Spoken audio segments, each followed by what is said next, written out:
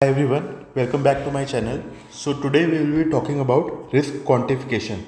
In this video, we will be talking about relative risk, odds ratio, attributable risk percentage, number needed to harm and number needed to treat. So to determine the risk of disease, we have to do it from the data gathered from epidemiological studies, that is cohort studies and case control studies. Okay, so cohort studies and case control studies. So to determine these parameters, to calculate these parameters, we will start with 2 by 2 table. What is a 2 by 2 table? So suppose we gather the data from cohort studies and case control studies, and we can divide the number of patients into 4 groups. So some patients will have the disease and some patients will not have the disease. Similarly, some patients would have exposed themselves to the risk factor and some patients would be non-exposed to the risk factors. So the number of patients with the disease and the exposure are put in group A. So the number of patients with disease and no exposure is called C. And similarly, the number of patients without the disease but who had the exposure are categorized as B, and the number of patients without the disease and no exposure. So without the disease and no exposures are D. So these are the number of patients basically. So say if there are 50 patients with the disease and exposure, then A is equal to 50. And if there are number of patients with the disease and no exposure, so C will be equal to 50. So that is how we will put numbers in this table and we will calculate further. Okay, so what we can calculate from 2 by 2 table? We can calculate relative risk, we can calculate odds ratio, attributable risk percentage, number needed to treat and number needed to harm. All these can be calculated from this 2 by 2 table. So this table is very important. You should know how to put in the numbers in this table. Okay. So relative risk. First of all, relative risk is also called risk ratio. So what it measures? It measures the strength of association between the exposure and the incidence of disease. Okay. So it can be calculated from cohort studies. So I have discussed cohort studies, case control studies, cross-sectional studies, etc. in my video of study designs. So you can go back and check that video if you want. So it is also called risk ratio as we have seen, and it measures the strength of association. We have already discussed that. So what is relative risk? So in cohort studies, we take exposed group and an unexposed group. Certain patients in exposed group and certain patients in unexposed group, and we see how many of these patients develops the disease, how many patients in exposed group develop the disease and how many patients in unexposed group develop the disease. So this is the basic design of cohort study. So relative risk, as I told, that relative risk can be calculated in cohort studies, right? So relative risk is disease incidence in exposed group and divided by disease incidence in unexposed group.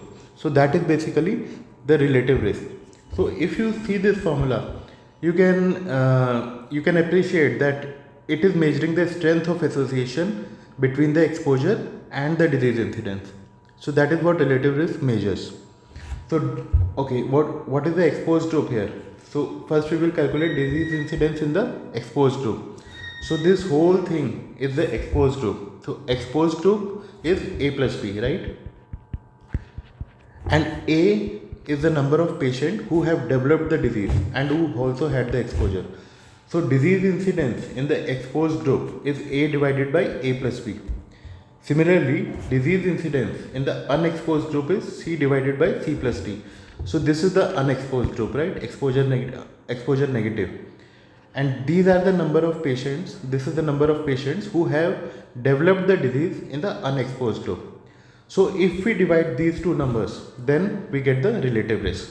So relative risk is disease incidence in the exposed group divided by disease incidence in the unexposed group.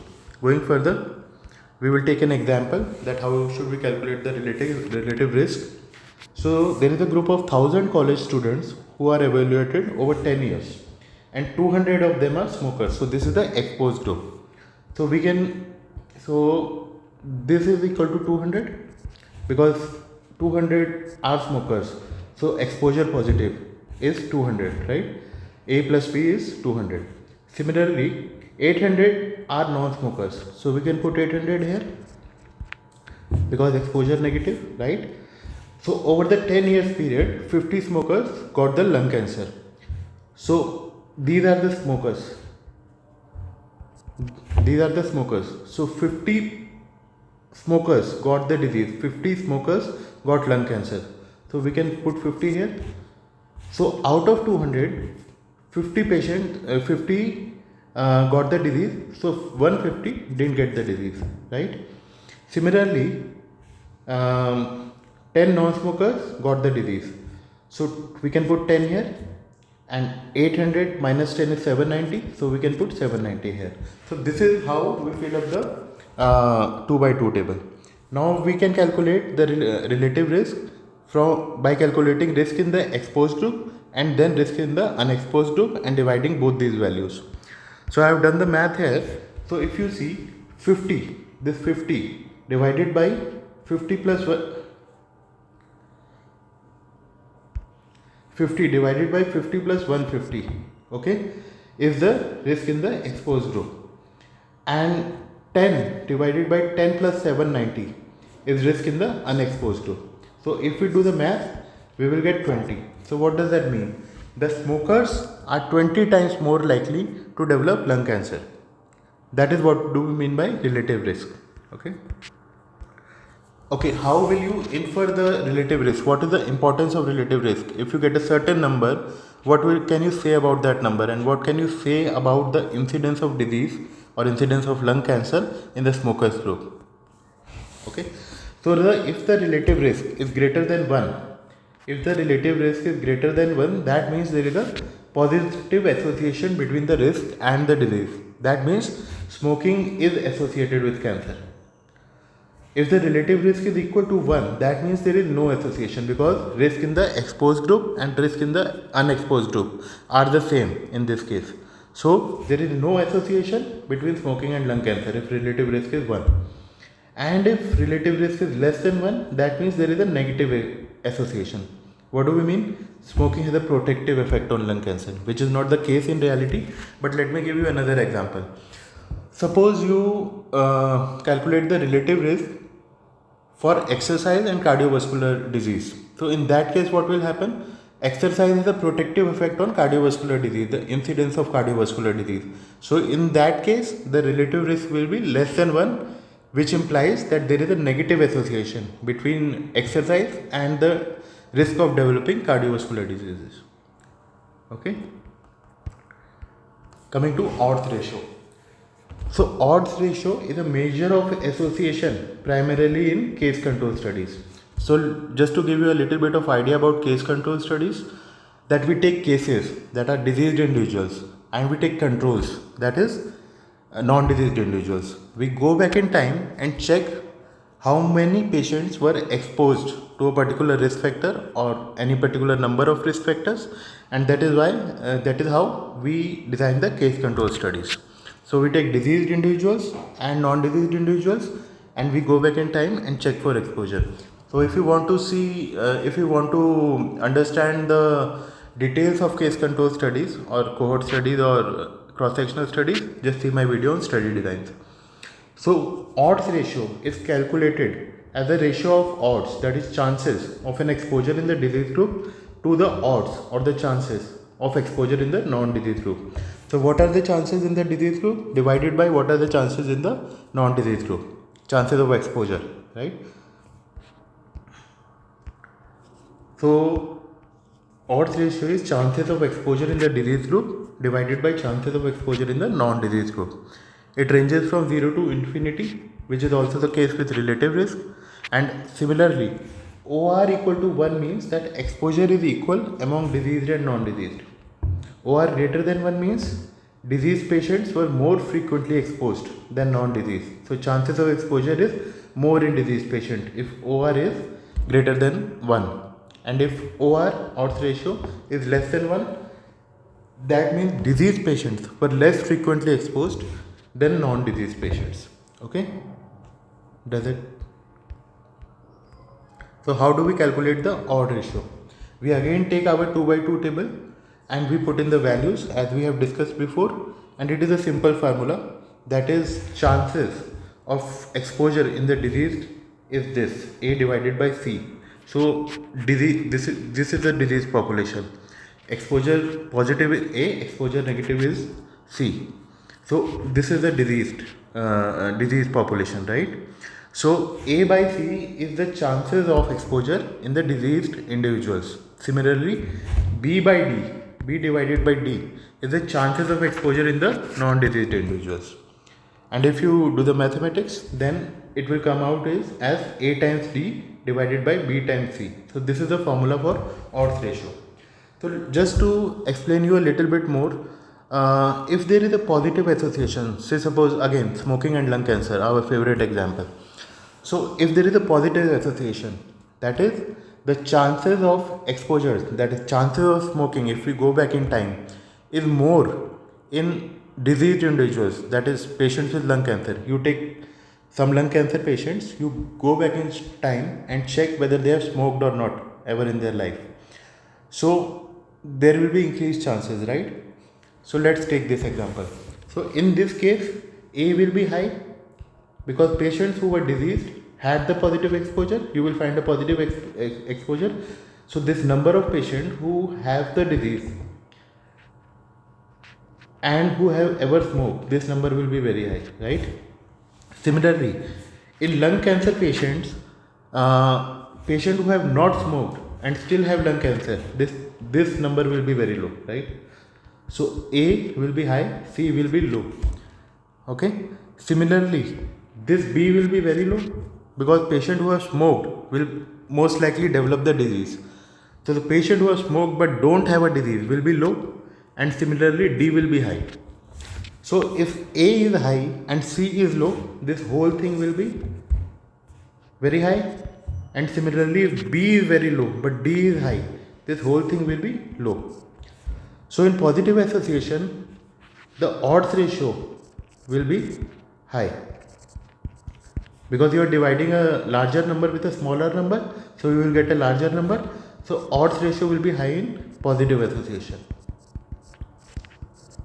Okay, so that is how we can understand the odds ratio. So coming to the relative risk versus odds ratio.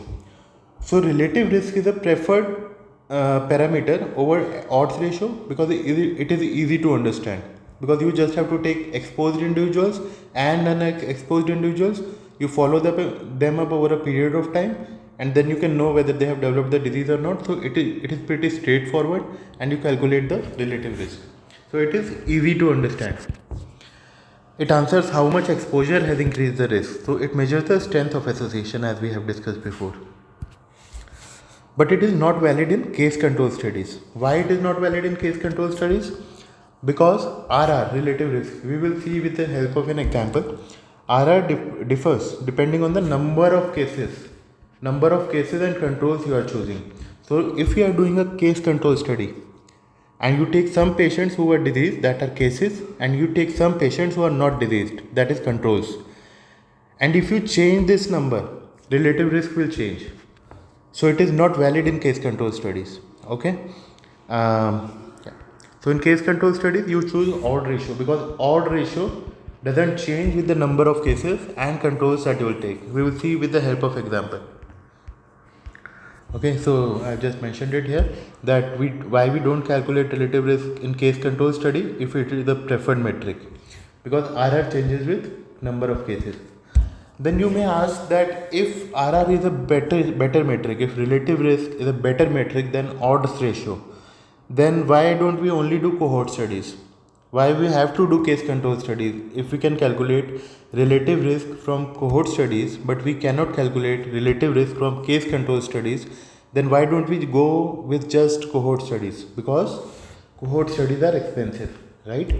So we first do case control studies, and then if the data is indicative of doing a cohort study, then we can go for cohort studies.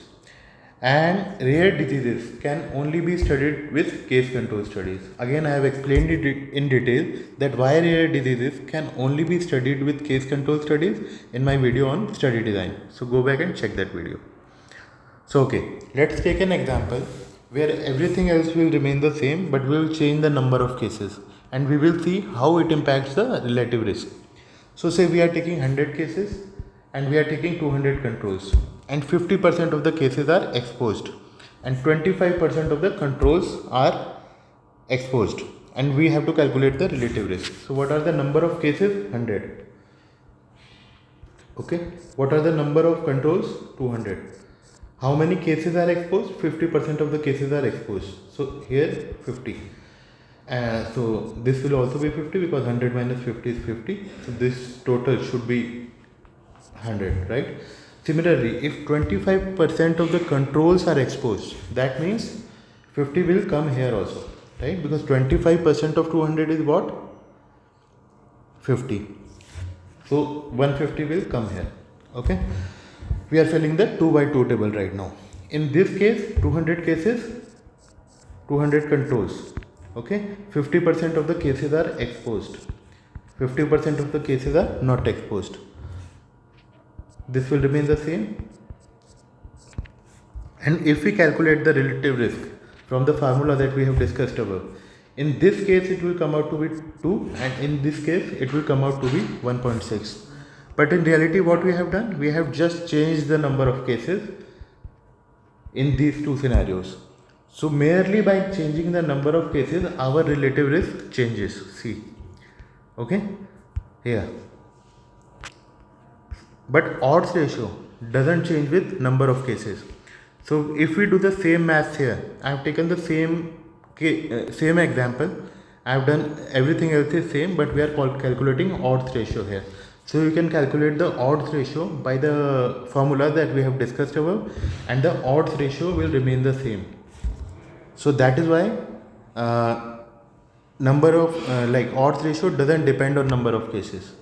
So that is why we cannot do relative risk in case control studies, because it changes with the number of cases. So can we use relative risk in case control study? We have just discussed that we cannot use relative risk in the case control studies, but there is an exception, and that exception is rare diseases. Okay.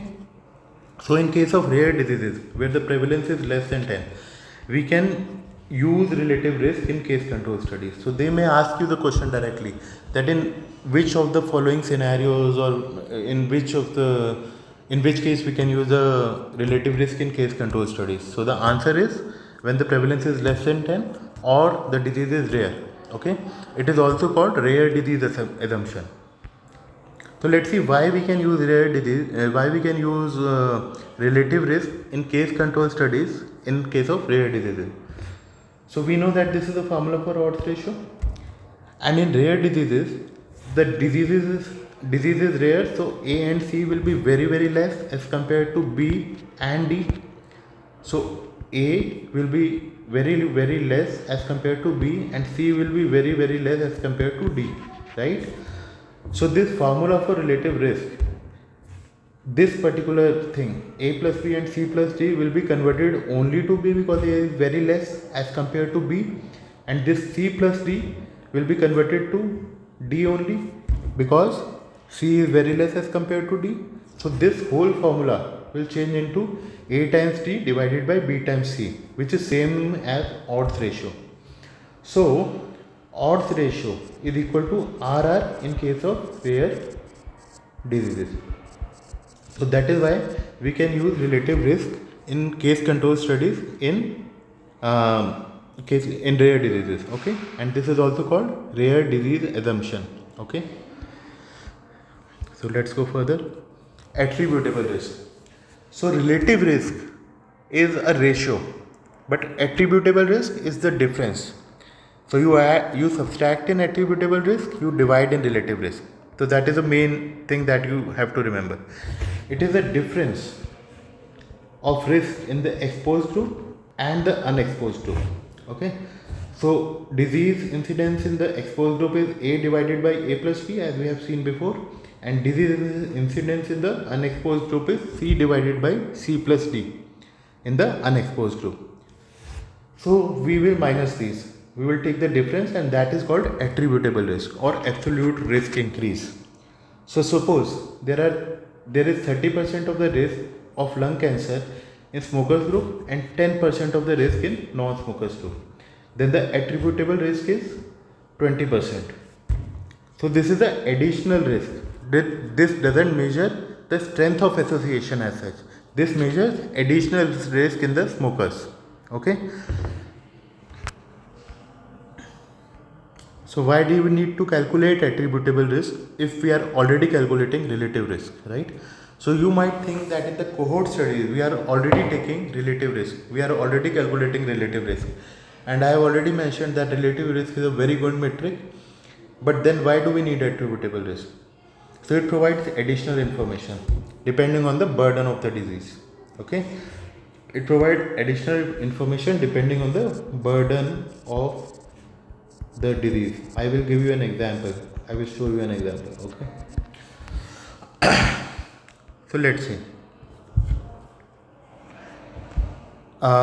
We take a group of individual who smokes, and we take a group of individual who doesn't smoke but are exposed to asbestos. They are working in some factory or something. Okay.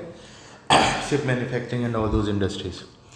So risk in the exposed in terms of smoking, in cases of smoking, is 20%, and risk in unexposed is 5%. Risk in the asbestos group, risk in the exposed group is 2%, risk in the unexposed group is 0.5%. If you calculate the relative risk in both these scenarios, it will come out to be 4. How do we calculate the relative risk again? You just divide this number by this number, risk in the exposed divided by risk in the unexposed. Similarly, you divide 20 by 5, relative risk is 4. So in both these cases, relative risk is 4, same. But if you calculate the attributable risk, it will differ. Risk in the exposed is 20 minus risk in the unexposed 5, attributable risk is 15%. Here similarly attributable risk is 1.5%, that is 2 minus 0.5. So what is happening here? If you see these two numbers 20 and 5 and 2 and 0.5, can you appreciate that the burden of the disease is much more here and burden of the disease is much less here? So attributable risk is much less here and attributable risk is much higher here. So attributable risk tell you the burden of the disease in the population. So that is why it is a very important metric for public health planning. Okay. So it tells you the burden of disease. So that is why it is so important for public health planning. Okay. So two exposures can have same RR but different RR depending on the burden of the disease in the population. Okay. Attributable risk percentage. So this is different from attributable risk. In attributable risk, what we were doing? We were taking the difference between the exposed individuals, risk in the exposed individuals, and the risk in the unexposed individuals. So attributable risk percentage means that how much percent of the disease is explained by the risk factor. So suppose there are 100 patients who smokes and 50% develops the disease. So that means there are other factors that are responsible for the development of disease as well. So that is what attributable risk percentage tells us. Ratio of attributable risk. So we have already calculated, we already know how to calculate attributable risk. We will divide this attributable risk, difference between the risk in the exposed minus minus the risk in the unexposed. So we will calculate the attributable risk by taking that difference and we will divide that by risk in exposed individuals. Okay. Suppose attributable risk is for smoking and lung cancer is 25% and suppose risk in smokers is 50%. So we will divide 25 by 50. So 25 by 50 is what? Half. 25 divided by 50 is half. So that is 50%, right? So it indicates that 50% of lung cancers are explained by smoking. So attributable risk percentage tells us that out of the total number of disease patients, out of total number of lung cancer, how many cancers can be explained by smoking only. That is what attributable risk percentage tells us. So what about other 50% of the lung cancers? Those other 50% of the lung cancers are being caused by another factors. Okay, so 50% of lung cancers are caused by smoking and 50% of lung cancers are caused by other factors. Okay, so that is what attributable risk percentage tells us. It can be calculated directly from attributable risk and relative risk. So we have already discussed that it is a ratio of attributable risk, that is difference between the risk in exposed and the risk in unexposed. Okay, and then you divide that number by risk in exposed. So attributable risk is attributable risk divided by risk in exposed. And if you do the math, if you play around with the formulas, then you can also calculate the relative attributable risk percentage from relative risk. It is RR minus 1 divided by RR, relative risk minus 1 divided by relative risk. So let's take an example here. Here the risk in exposed is 50% and attributable risk is 25%. So if you divide attributable risk by risk in exposed, what you will get? 25% attributable risk, 50% risk in exposed. So 25 divided by 50, it is half, so it is 50%. Attributable risk is 50% here. And if you see study 2, risk in exposed is this 20%, attributable risk is 10%. Again the ratio is half, which is 50%. And if you calculate from relative risk, okay, so you can calculate relative risk by 50% divided by 25%, relative risk is 2, same is the case here. So from the relative risk formula, RR minus 1 over RR, 2 minus 1 over 2, it is equal to half. 2 minus 1 over 2 is equal to half, right, which is 50% again. So attributable risk percentage comes out as same, if whether you calculate relative risk formula or whether you take attributable risk divided by risk in the exposed. Number needed to harm. So the number of people who should be exposed to a risk factor, exposure or intervention before one instance of disease develops. So suppose you have a group of friends and one person smokes. So what is the risk that somebody in the group will develop the disease? 9 people don't smoke. You have very little chance. But 2 persons start smoking, 3 friends start smoking, 4 friends start smoking, and 10 friends start smoking. So what will happen? There will be high likelihood that somebody will get the cancer, right? So if you can relate this, then number needed to harm is the number of people who should be exposed to risk, exposure or intervention before one instance of disease develop. So it is a reciprocal of absolute risk increase or attributable risk, the difference between the risk in the exposed and the risk in the unexposed. So risk in the exposed minus risk in the unexposed is attributable risk, as we have discussed before, and this is also called absolute risk increase. So if attributable risk of smoking is 50%, then number needed to harm will be 1 by 50%, right? 50%, which is 100 by 50. Okay, so it will be 2. So how many people, so if the attributable risk is 50%, then how many people need to smoke before one person develops lung cancer? It is 2. So if 2 people are smoking, then one will get the lung cancer because there is 50% chance. This is the additional risk, right? Attributable risk. How many patients need to be treated before one adverse event happens? So it is the same thing. Okay. So coming to number needed to treat. These are the number of patients that must receive a specific treatment for one additional patient to experience a beneficial outcome. It is the same concept as the number needed to harm, but it takes the positive thing basically. That how many patients must receive the specific treatment before a beneficial outcome occurs. So sometimes we get confused about whether to use attributable risk or in the harm thing, number needed to harm, or whether to, like, we sometimes get confused. So harm has a negative connotation, right? Harm has a negative connotation. So attributable risk or absolute risk increase. Risk increases, harm happens. So that is how you can remember it, right? So absolute risk increase is associated with harm. So 1 divided by absolute risk increase is number needed to harm. Now here see, number needed to treat has a positive connotation. Okay, so we take risk reduction, absolute risk reduction. Okay, so number needed to treat is 1 divided by absolute risk reduction. If a treatment reduces the death rate from 5% to 1%, the absolute risk reduction is 4%.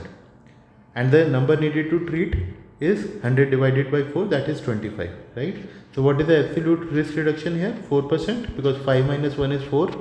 And if you reciprocate it, like if you inverse it, like 1 divided by 4% is 100 divided by 4, that is equal to 25. So 25% patients should receive treatment to get one beneficial outcome. That is what it means. Okay.